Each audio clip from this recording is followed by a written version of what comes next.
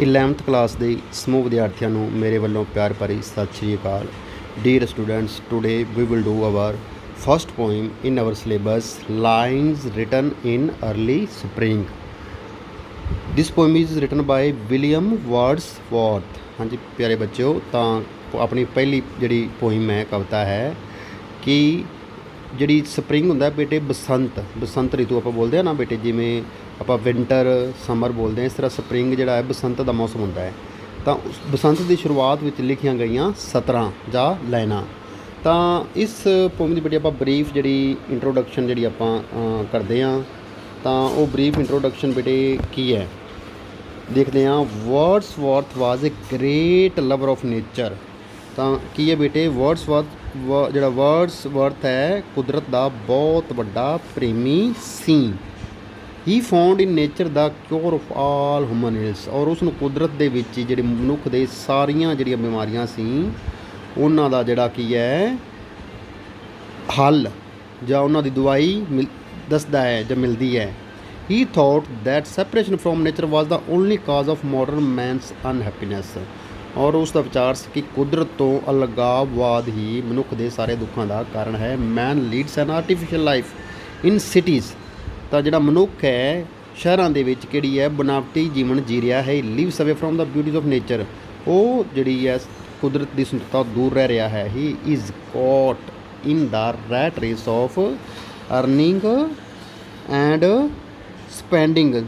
ਤਾਂ ਉਹ ਕੀ ਹੈ, ਉਹ ਕਮਾਉਣ ਅਤੇ ਖਰਚ ਕਰਨ ਦੀ ਜਿਹੜੀ ਨੱਠ ਭੱਜ ਹੈ, ਜਿਹਨੂੰ ਆਪਾਂ ਰੈਟ ਰੇਸ ਕਹਿੰਦੇ ਹਾਂ, ਨੱਠ ਭੱਜ ਵਿੱਚ ਫਸਿਆ ਰਹਿੰਦਾ ਹੈ। ਇਨ ਦਿਸ poem he expresses his joy at the sight of beautiful objects of nature। ਤਾਂ ਇਸ ਕਵਿਤਾ ਦੇ ਵਿੱਚ ਉਹ ਕੁਦਰਤ ਦੇ ਸੋਹਣੇ ਨਜ਼ਾਰਿਆਂ ਉੱਪਰ ਆਪਣੀ ਖੁਸ਼ੀ ਪ੍ਰਗਟ ਕਰਦਾ ਹੈ। But the thought of man's misery makes him sad. ਪਰ ਮਨੁੱਖ ਦੇ ਜਿਹੜੇ ਦੁੱਖ ਨੇ, ਦੁੱਖਾਂ ਬਾਰੇ ਸੋਚ ਕੇ ਉਹ ਉਦਾਸ ਹੋ ਜਾਂਦਾ ਹੈ। He thinks that man is himself responsible for the misery.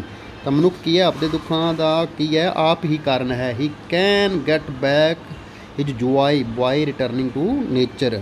ਤਾਂ ਉਹ ਕੁਦਰਤ ਦੀ ਜਿਹੜੀ ਕੀ ਹੈ, ਕੁਦਰਤ ਵੱਲ ਵਾਪਸ ਮੁੜ ਕੇ ਜਾਂ ਉਸ ਦੀ ਗੋਦ ਵਿੱਚ ਵਾਪਸ ਜਾ ਕੇ ਆਪਣੀਆਂ ਖੁਸ਼ੀਆਂ ਫਿਰ ਤੋਂ ਪ੍ਰਾਪਤ ਕਰ ਸਕਦਾ ਹੈ। ਤਾਂ ਇਹ ਬੇਟੇ ਜਿਹੜੀ ਬਰੀਫ ਇੰਟਰੋਡਕਸ਼ਨ ਸੀ ਪੋਇਮ ਦੀ। ਆਪਾਂ ਇਹਦੀ ਬੇਟੇ ਜਿਹੜੀ ਹੈ ਡਿਟੇਲਡ ਸਮਰੀ ਆਪਾਂ ਪੜ੍ਹਦੇ ਹਾਂ। ਤਾਂ ਕੀ ਹੈ, ਇਟ ਵਾਜ਼ ਅਰਲੀ ਸਪਰਿੰਗ। ਤਾਂ ਕੀ ਹੈ, ਬਸੰਤ ਰੁੱਤ ਦਾ ਆਰੰਭ ਦਾ ਸਮਾਂ ਸੀ। ਦਾ ਮੈਨ ਵਾਜ ਸਿਟਿੰਗ ਇਨ ਗਰੂਵ। ਤਾਂ ਮੈਨ ਕੀ ਸੀ, ਜਿਹੜਾ ਵਿਅਕਤੀ, ਦਾ ਪੋਇਟ ਵਾਜ, ਤਾਂ ਪੋਇਟ ਕੀ ਹੈ, ਜਿਹੜਾ ਕਵੀ ਹੈ ਕਿੱਥੇ ਬੈਠਾ ਸੀ। ਗਰੂਵ ਹੁੰਦਾ ਬੇਟੇ ਇੱਕ ਛੋਟਾ ਜੰਗਲ ਦੇ ਵਿੱਚ ਬੈਠਾ ਸੀ। ਹੀ ਵਾਜ਼ ਰੈਸਟਿੰਗ ਦੇਰ, ਉੱਥੇ ਆਰਾਮ ਕਰ ਰਿਹਾ ਸੀ। ਹੇਅਰਡ ਨੰਬਰਲੈਸ ਸਵੀਟ ਸਾਊਂਡਸ। ਤਾਂ ਉਸ ਨੂੰ ਬਹੁਤ ਜਿਹੜੀਆਂ ਪਿਆਰੀਆਂ ਮਿੱਠੀਆਂ ਆਵਾਜ਼ਾਂ ਸੁਣ ਰਿਹਾ ਸੀ। They were as sweet as harmonious notes of music. ਤਾਂ ਉਹ ਜਿਵੇਂ ਕੀ ਹੈ, ਜਿਹੜਾ ਸੰਗੀਤ ਦੇ ਜਿਹੜੇ ਸੁਰ ਨੇ ਉਹ ਉਨੇ ਮਿੱਠੀ ਆਵਾਜ਼ਾਂ ਸੀ। The sweet sounds fill the poet's mind with pleasant thoughts. ਔਰ ਇਹ ਜਿਹੜੀਆਂ ਮਿੱਠੀਆਂ ਆਵਾਜ਼ਾਂ ਸੀ ਕਵੀ ਦੇ ਮਨ ਵਿੱਚ ਮਿੱਠੇ ਵਿਚਾਰ ਭਰ ਦਿੰਦੀਆਂ ਹਨ। By a natural transition these sweet thoughts led to the poets to the realm of sad thoughts. ਤਾਂ ਜਿਹੜਾ ਕਿ ਇੱਕ ਸੁਭਾਵਿਕ ਤੌਰ 'ਤੇ ਕੀ ਹੈ, ਜਿਹੜਾ ਕਿਸੇ ਦੇ ਵਿੱਚ ਪਰਿਵਰਤਨ ਹੁੰਦਾ, ਮਿੱਠੇ ਵਿਚਾਰ ਕਵੀ ਨੂੰ ਕੁਝ ਦੁੱਖ ਭਰੀਆਂ ਗੱਲਾਂ ਦੀ ਯਾਦ ਵੱਲ ਲੈ ਜਾਂਦੇ ਹਨ। The same soul runs through man and nature. ਤਾਂ ਮਨੁੱਖ ਅਤੇ ਕੁਦਰਤ ਦੇ ਅੰਦਰ ਇੱਕ ਹੀ ਆਤਮਾ ਜਿਹੜੀ ਵਸਦੀ ਹੈ। There is a close relationship between man and nature. ਔਰ ਕੀ ਹੈ, ਮਨੁੱਖ ਅਤੇ ਕੁਦਰਤ ਦੇ ਵਿੱਚ ਆਪਣੀ ਜਿਹੜੇ ਕੀ ਹੈ ਬਹੁਤ ਗੂੜਾ ਅਤੇ ਕਰੀਬੀ ਜਿਹੜਾ ਰਿਸ਼ਤਾ ਹੈ। Nature gave the same soul to man and her fair work but it pained the poet much to see what man had made of man. In other words, man's separation from nature grieved the poet's heart. This very separation, according to the poet, was the cause of all ills and the world of man। ਤਾਂ ਉਸ ਦਾ ਕੀ ਬੇਟੇ ਕਹਿਣ ਦਾ ਮਤਲਬ ਹੈ ਕਿ ਇਸ ਕੁਦਰਤ ਤੋਂ ਅਲਗਾਵਵਾਦੀ ਮਨੁੱਖ ਦੇ ਸਾਰੇ ਦੁੱਖਾਂ ਦਾ ਜਿਹੜਾ ਕੀ ਹੈ ਕਾਰਨ ਹੈ। ਤਾਂ ਅੱਗੇ ਕੀ ਹੈ, the poet saw a creeper of periwinkle trailing through the branches of primrose. ਤਾਂ ਕੀ ਕਵੀ ਕੀ ਦੇਖਦਾ ਹੈ ਕਿ ਜਿਹੜੀ ਕ੍ਰੀਪਰ ਹੁੰਦੀ ਹੈ ਬੇਟੇ ਵੇਲ, ਪੈਰੀਵਿੰਕਲ ਇੱਕ ਵੇਲ ਦਾ ਨਾਮ ਹੈ। ਪੈਰੀਵਿੰਕਲ ਜਿਹੜੀ ਵੇਲ ਹੈ ਉਹ ਕੀ ਹੈ, ਟ੍ਰੇਲਿੰਗ ਹੁੰਦਾ ਉਹਦੇ ਵਿੱਚੋਂ ਗੁਜ਼ਰਨਾ। Through the branches of primrose ਕੀ ਹੈ ਬੇਟੇ, ਜਿਹੜਾ ਕੀ ਹੈ ਇੱਕ ਬਸੰਤੀ ਜਿਹੜਾ ਫੁੱਲ ਹੈ ਪ੍ਰਾਈਮ ਰੋਜ਼ ਗੁਲਾਬ ਦਾ ਜਿਹੜਾ ਬਸੰਤੀ ਫੁੱਲ ਹੈ ਉਹਦੇ ਵਿੱਚੋਂ ਦੀ ਉਹ ਲੰਘ ਰਹੀਆਂ ਨੇ। He believe that all objects of nature are living things. ਔਰ ਜਿਹੜੇ ਕਿ ਕੁਦਰਤੀ ਜਿਹੜੀਆਂ ਜਿੰਨੀਆਂ ਵੀ ਵਸਤੂ ਨੇ ਸਾਰੀਆਂ ਸੰਜੀਵ ਵਸਤੂਆਂ ਨੇ। They are full of joy and beauty everywhere. It was his firm faith that every flower enjoy the air its breathes. The birds were hopping around the poet. They were playing joyfully. The poet could not argue God's the thought in their hearts, but their frolics showed that they were immensely happy. The last motion which they made was the expression of joy. There were delicate buds and blossoms on the branches of the trees. The branches with their leaves looked like spread out fans. It appeared as if they were trying to catch the gentle wind. The poet could not but think that the trees and plants were also enjoying themselves. ਤਾਂ ਉਹ ਕਵੀ ਦਾ ਕੀ ਹੈ ਵਿਸ਼ਵਾਸ ਕੀ ਹੈ ਸੀ ਕੁਦਰਤ ਦੀਆਂ ਸਾਰੀਆਂ ਵਸਤਾਂ ਸੰਜੀਵ ਪਦਾਰਥ ਹਨ। ਉਹ ਹਰ ਕਿਤੇ ਖੁਸ਼ੀ ਅਤੇ ਖੂਬਸੂਰਤੀ ਨਾਲ ਭਰਪੂਰ ਹਨ। ਉਸ ਨੂੰ ਇਹ ਪੱਕਾ ਵਿਸ਼ਵਾਸ ਸੀ ਕਿ ਹਰੇਕ ਫੁੱਲ ਉਸ ਹਵਾ ਤੋਂ ਆਨੰਦ ਪ੍ਰਾਪਤ ਕਰਦਾ ਹੈ ਜਿਸ ਵਿੱਚ ਇਹ ਸਾਹ ਲੈਂਦਾ ਹੈ। ਕਵੀ ਦੇ ਆਲੇ ਦੁਆਲੇ ਪੰਛੀ ਜਿਹੜੇ ਚਹਿਚਹਾ ਰਹੇ ਹਨ ਉਹ ਖੁਸ਼ੀਪੂਰਵਕ ਖੇਡ ਰਹੇ ਸਨ। ਕਵੀ ਉਹਨਾਂ ਦੇ ਮਨ ਦੇ ਵਿਚਾਰਾਂ ਨੂੰ ਜਾਣ ਨਾ ਸਕਿਆ, ਪਰ ਉਹਨਾਂ ਦੀਆਂ ਹਰਕਤਾਂ ਤੋਂ ਇਹ ਪਤਾ ਚੱਲਦਾ ਸੀ ਕਿ ਉਹ ਬਹੁਤ ਖੁਸ਼ ਸਨ। ਉਹਨਾਂ ਦੀ ਹਰੇਕ ਛੋਟੀ ਛੋਟੀ ਹਰਕਤ ਖੁਸ਼ੀ ਦਾ ਸੂਚਕ ਪ੍ਰਤੀਤ ਹੁੰਦੀ ਸੀ।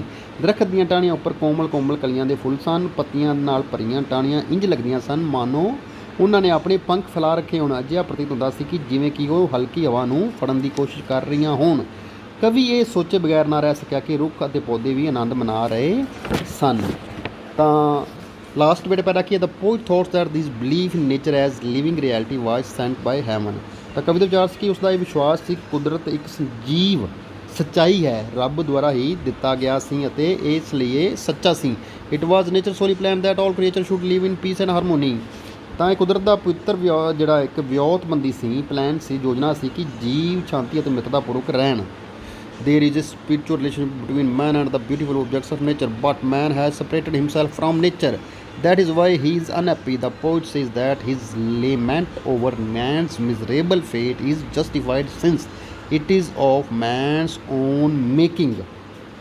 ਤਾਂ ਕੀ ਸੀ ਮਨੁੱਖ ਅਤੇ ਕੁਦਰਤ ਦੀਆਂ ਸੋਹਣੀਆਂ ਚੀਜ਼ਾਂ ਵਿਚਕਾਰ ਇੱਕ ਆਤਮਿਕ ਸੰਬੰਧ ਹੁੰਦਾ ਹੈ, ਕਿੰਤੂ ਮਨੁੱਖ ਨੇ ਆਪਣੇ ਆਪ ਨੂੰ ਕੁਦਰਤ ਤੋਂ ਵੱਖਰਾ ਕਰ ਲਿਆ ਹੈ। ਇਸੇ ਕਾਰਨ ਹੀ ਉਹ ਦੁਖੀ ਹੈ। ਕਵੀ ਆਖਦਾ ਹੈ ਕਿ ਉਸ ਦਾ ਮਨੁੱਖ ਦੀ ਤਰਸਯੋਗ ਹਾਲਤ ਨੂੰ ਵੇਖ ਕੇ ਦੁਖੀ ਹੋਣਾ ਉਚਿਤ ਹੈ ਕਿਉਂਕਿ ਇਹ ਮਨੁੱਖ ਨੇ ਆਪ ਬਣਾਈ ਹੈ। ਤਾਂ ਇਹ ਬੇਟੇ ਜਿਹੜੀ ਇਸ ਦੀ ਜਿਹੜੀ ਡਿਟੇਲ ਸਮਰੀ ਸੀ, ਆਓ ਆਪਾਂ ਜਿਹੜਾ ਅੱਗੇ ਦਾ ਸੈਂਟਰਲ ਆਈਡੀਆ ਕਰਦੇ ਹਾਂ। Central idea of the poem. The central idea of the poem is that man's separation from nature is the main cause of all his evils and worries. ਤਾਂ ਕੀ ਹੈ ਕਵਿਤਾ ਦੇ ਕੇਂਦਰੀ ਭਾਵ ਇਹ ਕੀ ਹੈ ਕੁਦਰਤ ਤੋਂ ਮਨੁੱਖ ਦੀ ਜੁਦਾਈ ਜਾਂ ਦੂਰੀ ਉਸ ਦੀਆਂ ਸਾਰੀਆਂ ਬੁਰਾਈਆਂ ਅਤੇ ਚਿੰਤਾਵਾਂ ਦਾ ਮੁੱਖ ਕਾਰਨ ਹੈ। Man has become greedy for material things. ਤਾਂ ਕੀ ਹੈ ਮਨੁੱਖ ਭੌਤਿਕ ਚੀਜ਼ਾਂ ਭੌਤਿਕ ਚੀਜ਼ਾਂ ਦੇ ਲਈ ਲਾਲਚੀ ਬਣ ਗਿਆ ਹੈ। He has no peace of mind. ਉਸ ਨੂੰ ਕੋਈ ਮਾਨਸਿਕ ਸ਼ਾਂਤੀ ਨਹੀਂ ਹੈ। He must go back to nature. ਉਸ ਨੂੰ ਕੁਦਰਤ ਕੋਲ ਵਾਪਸ ਜਾਣਾ ਚਾਹੀਦਾ ਹੈ। If he wants to regain his lost happiness. ਜੇ ਆਪਣੀ ਖੁਸ਼ੀ ਪ੍ਰਾਪਤ ਕਰਨਾ ਚਾਹੁੰਦਾ ਹੈ।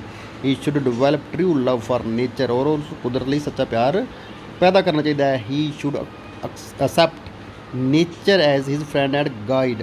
ਔਰ ਉਸ ਨੂੰ ਕੀ ਹੈ ਜਿਹੜਾ ਕੁਦਰਤ ਨੂੰ ਆਪਣੇ ਮਿੱਤਰ ਅਤੇ ਮਾਰਗਦਰਸ਼ਕ ਦੇ ਰੂਪ ਵਿੱਚ ਸਵੀਕਾਰ ਕਰਨਾ ਚਾਹੀਦਾ ਹੈ। Only then can he be happy again. ਤਾਂ ਹੀ ਉਹ ਜਿਹੜਾ ਕੀ ਹੈ ਦੁਬਾਰਾ ਖੁਸ਼ੀ ਪ੍ਰਾਪਤ ਕਰ ਸਕਦਾ ਹੈ। He can be as happy as carefree as nature herself is. ਅਤੇ ਉਹਨਾਂ ਪ੍ਰਸੰਨ ਅਤੇ ਚਿੰਤਾ ਰਹਿਤ ਬਣ ਸਕਦਾ ਹੈ ਜਿੰਨੀ ਕੁਦਰਤ ਆਪ ਹੈ। ਤਾਂ ਵਰਡਸਵਰਥ ਫਿਰਮ ਬਲੀਵ ਆਲਸੋ ਦਾ ਨੇਚਰ ਹੋਲੀ ਪਲਾਨ। ਤਾਂ ਵਰਡਸਵਰਥ ਦਾ ਅਜਿਹਾ ਪੱਕਾ ਵਿਸ਼ਵਾਸ ਸੀ ਅਤੇ ਇਹ ਕੁਦਰਤ ਦੀ ਪਵਿੱਤਰ ਯੋਜਨਾ ਵੀ ਸੀ। ਤਾਂ this is the centre idea of the poem lines written in the early spring. ਤਾਂ ਸਾਰੇ ਬੱਚਿਆਂ ਨੇ ਬੇਟੇ ਇਸ ਦਾ ਜਿਹੜੇ ਪੋਇਮ ਦੇ ਸੈਂਟਰਲ ਆਈਡੀਆ ਲਿਖਣਾ ਹੈ ਔਰ ਡਿਟੇਲ ਸਮਰੀ ਕਰਨੀ ਹੈ। Thank you very much.